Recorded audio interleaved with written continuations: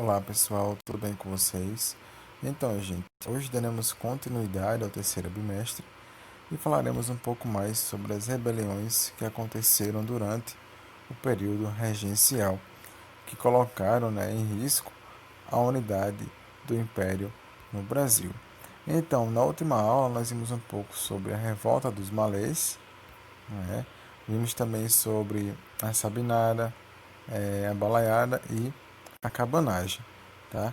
E hoje veremos um pouco sobre a Revolução Farroupilha ou dos farrapos, além de vermos também um pouco sobre as mulheres nas revoltas regenciais, né? Ver um pouquinho sobre a importância do gênero feminino nessas revoltas. Então, dando continuidade, falando sobre a Revolução Farroupilha, então essa revolução ela aconteceu no Rio Grande do Sul, que era uma província cuja base econômica era a criação de gado para a produção de charque, sebo, graxa para máquinas e beneficiamento da produção gaúcha, era destinada ao mercado interno, principalmente para as províncias de São Paulo e Rio de Janeiro. Porém, gente, a região platina, dominada por argentinos e uruguaios, produzia os mesmos produtos gaúchos, o que gerou uma certa rivalidade, tá? Então, os produtores do Rio Grande do Sul reclamavam dos privilégios que os produtos cisplatinos tinham em relação aos brasileiros, uma vez que no comércio com outras províncias do país, sobre os produtos nacionais incidia uma alta carga tributária, de impostos, enquanto os produtos platinos pagavam bem menos impostos nos portos brasileiros. E essa situação, beneficiava o comércio do charque uruguaio e argentino em relação ao charque gaúcho, ao charque brasileiro. E em 20 de setembro de 1835, um grupo de rio-grandenses, conhecidos como farroupilhas, revoltaram-se contra o governo regencial em defesa da autonomia do Rio Grande do Sul e do republicanismo. Ou seja, eles também, tinham um caráter anti-lusitano e anti-monárquico, certo, gente? Então, pessoal, depois de alguns conflitos localizados, essas tropas lideradas por Bento Gonçalves tomaram a cidade de Porto Alegre e depuseram o presidente da província. E um ano depois, os revoltosos proclamaram a República Rio-Grandense, cuja primeira sede foi a vila de Piratini. E já em 1839, liderados pelo general Davi Canabarro e pelo italiano Giuseppe Garibaldi, os farroupilhas conquistaram Laguna, em Santa Catarina, e lá também proclamaram a República Juliana, em 24 de julho daquele ano. Porém, gente, essa república, recém-proclamada, durou apenas 4 meses, já que as tropas legalistas a extinguiram. E a república, rio-grandense, tinha uma ideologia liberal moderada. E essa afirmação é possível devido às propostas de governo que os revoltosos implantaram no Rio Grande do Sul. A Constituição dos Revoltosos garantiu a existência dos três poderes, que até hoje, permanece, que são o Legislativo, o Executivo e o Judiciário, com ênfase no Senado. Além disso, ela apresentava uma relação de garantias e liberdades individuais, de imprensa, da indústria e do comércio. E o catolicismo foi adotado como religião do governo republicano. Ou seja, podemos dizer aí, portanto, que até então o Estado não era laico, o Estado ele tinha religião. E as demais religiões, portanto, foram permitidas apenas como cultos domésticos. E em 1842, já durante o segundo reinado, o Império enviou para o sul mais de 12 mil homens, comandados mais uma vez por Luís Alves de Lima e Silva, com o objetivo de combater os revoltosos. As lutas duraram 3 anos e, em razão da superioridade militar do Império e das inúmeras derrotas, os farroupilhos foram derrotados, tá? E nessa fase do conflito, né, os escravizados afro-brasileiros foram aceitos no campo de batalha para lutar ao lado de seus senhores. Tá certo, gente? E em 45, os revoltosos decidiram render-se e assinar um acordo de paz com o Império. Paz de Ponche, né? Verde ou Paz Honrosa, que também ficou conhecido, né, esse acordo de paz. E ele garantia, né, a escolha do presidente da província pelos gaúchos, assim como a taxação do charque importado no valor de 25% do produto. É, Além disso, né, esse acordo fazia com que os comandantes farroupilhas fizessem parte do exército brasileiro e a libertação dos escravizados que haviam lutado junto ao movimento. E em troca dessas vantagens, os revoltosos concordaram que o Sul continuaria integrado ao Brasil. Então, gente, essa aqui são uma das principais consequências do conflito, tá?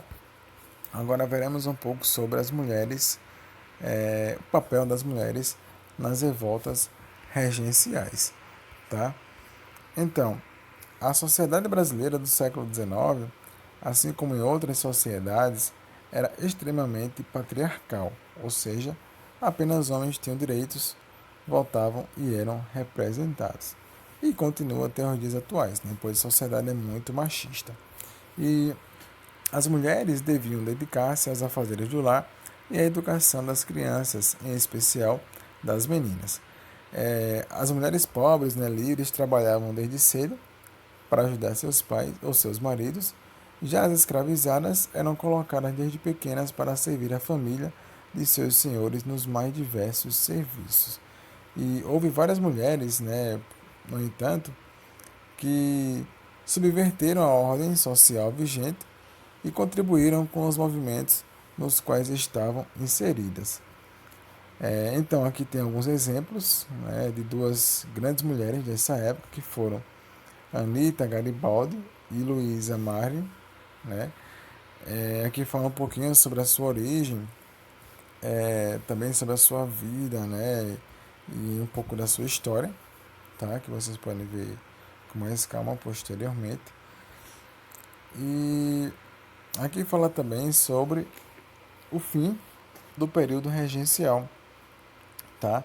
Então, gente, com o ato adicional de 34 do século XIX, criou-se na regência trina, que vocês viram anteriormente, o que promoveu uma crise institucional na política brasileira. E essa crise ela teve início com a eleição de Diogo Feijó em 35 para o cargo de regente, né, quando também os grupos políticos brasileiros tomaram uma nova configuração, pois de um lado os moderados dividiram-se em dois grupos, chamados de progressistas e regressistas. Né? Os progressistas eram favoráveis à manutenção da autonomia das províncias e de suas assembleias, e os regressistas eram defensores da centralização do poder para enfrentar as rebeliões que ocorriam nas províncias. E as diferenças entre regressistas e progressistas levaram à formação de dois novos partidos, o conservador e o liberal. Falou em regressista, lembre conservador, tá? E falou em liberal, é um partido mais progressista, né? Então, esses partidos, pessoal, passaram a assumir o protagonismo político no Brasil a partir de então, tá? E como o regente Feijó havia feito inimigos que se tornaram opositores ferrenhos de seu governo, entre os quais destaca-se Antônio Peregrino Maciel Monteiro, e ele não conseguiu, né, amenizar as revoltas que ocorriam no Brasil na década de 1830. Feijó não só havia perdido apoio político dentro da Assembleia, como também no campo religioso, por ser um dos principais defensores do fim do celibato clerical, né, que é o conceito, né, atrelado à doutrina católica que impossibilitava o sacerdote, né, seja de qual nível for, de constituir família, tá? Então aqui fala um pouquinho mais sobre esse período aí, né, de crise do período regencial que levou a seu fim. E com a renúncia de Feijó, né, quem assumiu o governo foi Araújo Lima, que, aliando-se aos conservadores, conseguiu manter-se no cargo até 1840. E esse período ficou conhecido como Regresso Conservador, já que as experiências liberais construídas até então passaram a ser duramente combatidas por esse novo governo. E para auxiliar na administração regencial, Araújo Lima nomeou vários políticos aliados e regressistas, norteando sua política de modo a acabar com as poucas liberdades provinciais e a fortalecer o poder central. Além disso, seu maior objetivo era conter as revoltas que aconteciam naquele momento no Brasil. Porém, né, mesmo combatendo tais revoltas, suas ações pouco tiveram efeito, pois a oposição dos progressistas era muito forte.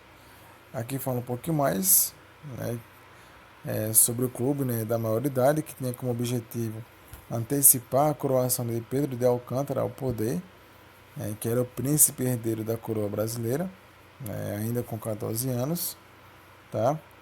E aqui fala também, né, que isso, né, ajudaria a conter as revoltas regenciais, ao assegurar a monarquia como forma de governo e ao garantir a unidade territorial, que estava ameaçada por esses conflitos. Então ele viu no imperador uma forma de assegurar, portanto, a segurança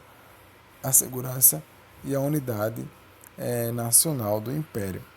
E os argumentos do clube da maioridade, né, convenceram a elite política, ou seja, as pessoas mais ricas, e proporcionaram sua vitória política, pois em 24 de julho de 1840, Pedro de Alcântara foi coroado imperador do Brasil, tornando-se, portanto, Dom Pedro II. E esta atitude, né, ficou conhecida como golpe da maioridade. Para sua concretização, o artigo da Constituição que determinava a maioridade do Brasil foi alterado, reduzindo-se então de 18 para 14 anos de idade. Então, pessoal, houve aí basicamente um golpe de Estado para colocar Dom Pedro II no poder, a fim, né, de que ele pudesse, como eu já falei anteriormente, assegurar a segurança nacional e também defender os interesses daquela minoria, né, de uma elite política e econômica, tá certo? Então, pessoal, é basicamente isso, tá? Bons estudos e até a próxima. Tchau.